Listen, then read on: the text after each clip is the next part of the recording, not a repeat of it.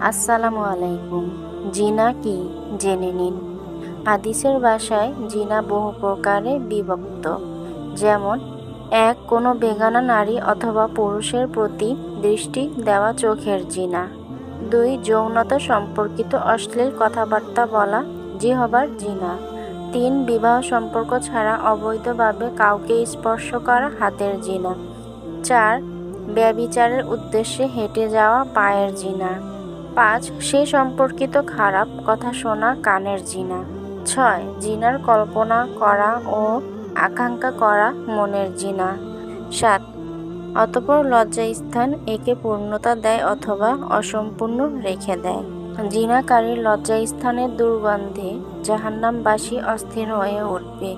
সেদিন জিনাকারীকে পিপাসা মেটানোর জন্য এই পচা পানি পান করতে দেওয়া হবে। তাই সবারই উচিত প্রেমিক প্রেমিকা নামের বিবাহ বহির্ভূত এই সব শয়তানি সম্পর্ক বাদ দেওয়া। আল্লাহ আমাকে সহ সবাইকে সকল ধরনের গুনাহ থেকে বিরত রাখুন।